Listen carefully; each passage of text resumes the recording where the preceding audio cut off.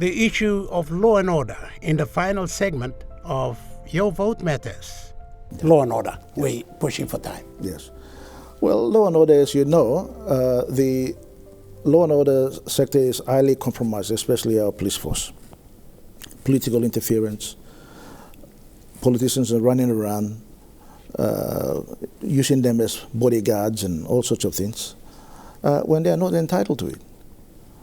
No politician, apart from Governor General or Prime Minister or ex-Prime Minister, is entitled to a limited amount of by law. Yeah. The rest of the politicians, whether you're a minister or member of parliament or governor, you have no right, unless your life is threatened and there's record of a proper documented threat available and assessed to be the case, they'll give you protection. But and because of that compromise, the leadership and the entire law and order section is now compromised. We need to rebuild it again. This is a arm of government, a third arm of government. Judiciary and the law enforcement agencies must be protected at all costs. We all will be subjected to the process one way or another. That's why we are citizens of the country and we are human beings. We will have to face that. But it does not mean that we compromise it to a level where now it's now becoming dysfunctional. Yes, yes. I mean, I'll give you a classical. Judiciary needs to also wake up. You have a situation where, in my province, a governor has declared himself to be elected with compromising the electoral commissioner. Now, the case has been in court for 5 years. The writs are going to be issued on Thursday. So if the same person goes and declares himself, are we saying that's legal? These kind of things need timely judgment, and we need to organize the judiciary to respond to that. Okay. The society needs to be stable so that there is order. And if we don't implement the laws that we have, it just becomes chaotic. So our aim is to invest in this sector as heavily as possible, and police commissioner, magistrates, judges, all will go through a public appointment process where they will be subject to, if you are going to be a judge of our country, we want to know who you are. So our public... Again, that'll be open to overseas applicants, of course, should they need. Yes, if they want to come. What about, okay, with police now, should we revisit the enhanced cooperation program? The only thing with the police force is there's been no question about bringing the police force from outside to come and help. But what they ask for is immunity from our laws. We can't afford to bend the Constitution for that. They can be employed as an employee of the police force or employee of the judiciary, but we cannot give immunity to people. We can't have one set of rules for our people and one set of rules for foreigners or others who come into the country. Same law must apply to everybody, and that's always been the catch. Okay. And I know the governor for Eggins has always wanted us to bring Australians to come in here, but if we cannot agree to the immunity arrangements, then it won't happen. But we cannot. Anybody who is in a prime minister's position or in government cannot compromise the laws of our country, and immunity is not on the table. Well, if that's Australia, that's wanting or asking for immunity, do we need to look at Australia all the time? Well, I mean, Australia is, need to also reorganize and rearrange their arrangements with us. This patronizing way of dealing with us is not good enough. No. When you look at Fiji, I'll give you an example about Fiji. I think Fiji, I may be wrong with the numbers, but close to 2,000 Fijians, I'm told, that are serving in the British Army. Trained well, disciplined well, using high standard of equipment and very, very well paid.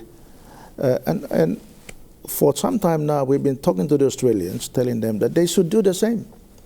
We have a lot of Papua New Guineans, very highly talented, disciplined Papua New Guineans, who want to operate in that environment. So why can't they recruit them in the Australian Army? And when they finish their term, they come back and they have a disciplined approach to life. And that will rub off in all the other youth and everyone else in the country. Will you look at Britain when you're Prime Minister? Of course, we'll talk to Britain. We'll talk to Britain again. And I've approached this when Cameron was Prime Minister before. But right after that, he left office, so we were not able to pursue it further. But I will approach it again if the opportunity is there. But main thing for us is to rebuild our training colleges like EGAM and Bomana, and we bring outsiders to come and run it. We've got this one-talk system, and many a times you see on press that the recruitment process is compromised. I mean, when you start at that level, how do you have a disciplined force? So you're undisciplined in trying to be disciplined. That's right. Okay, infrastructure, linking Papua New Guinea. That was a policy and agenda that you implemented in your time as Prime Minister, with all the infrastructures in Port Moresby, the wharves, everything else. Well, you're going to continue that? I know my friend, the current Prime Minister, is always referring to Connect PNG. We're not trying to claim credit for it, but that's a policy that we pursued, trying to connect all the remote parts of Papua New Guinea. He's probably continuing something that you two did together when you were in government. We are happy that he's doing so, and that's the right thing to do. Yeah.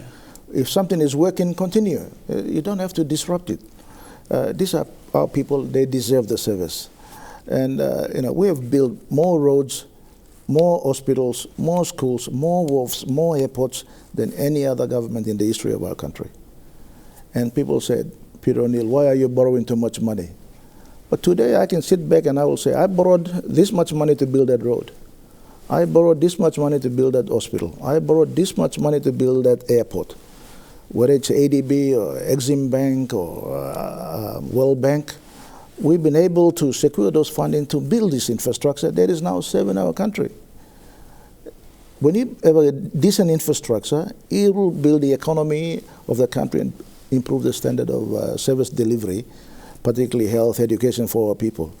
And right now, when you're driving up, 2 weeks ago, I had an opportunity to drive from Goroka to Leh. The roads are starting to improve because we approved a 1 billion kina loan that ADB gave us to upgrade that from Hagen all the way to Nazab Tenof.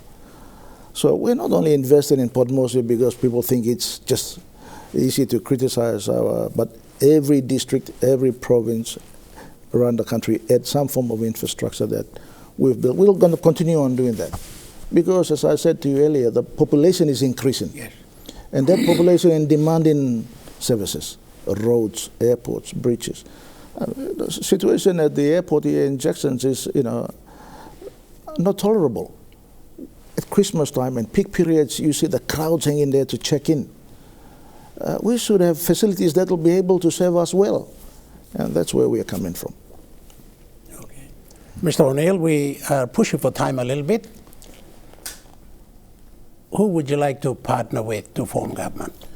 Well, that's a very interesting question because my friend James Marape said he will not work with me, so that's off the table now. Not your party, just you only. Well, I've been leading my party for 20 years, and he's been leading Pangu for less than 2 years. So we'll see whether the party is loyal to me or to him. So, but unfortunately, everybody has seen what James Marape can do. Everybody has seen what Peter O'Neill or PNC-led government can do.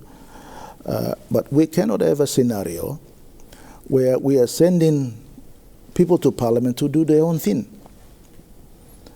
Papua New Guineans now need to learn to vote on policy and mandate someone properly. If you want Peter O'Neill and PNC to help manage the country for the next 4 or 5 years, do it properly. Give them a proper mandate.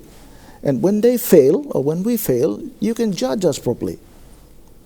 Right now, when you elect mixed bag of people and you elect certain parties and the numbers are distributed right across 10 or 20 parties, you're asking for trouble. You get to compromise all the time because you want to maintain the stability of a government. You appoint ministers you should not be appointing. You know that the country does not deserve that person, but because you want to maintain stability, you appoint it.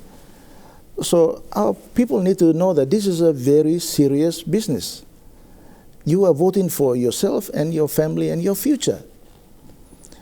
And just electing anybody because it's my uncle or it's my cousin or it's my brother is not going to help you have a better quality of life going into the future. Because this person may not be the right person.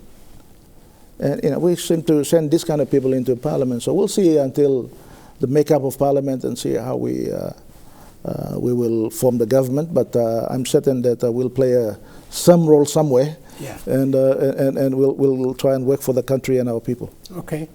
Well, good luck with that, and wish you all the best for you, for your Yalabu Pangia seat, and for the People's National Congress. Thank you very much, and thank you to our viewers right across the country.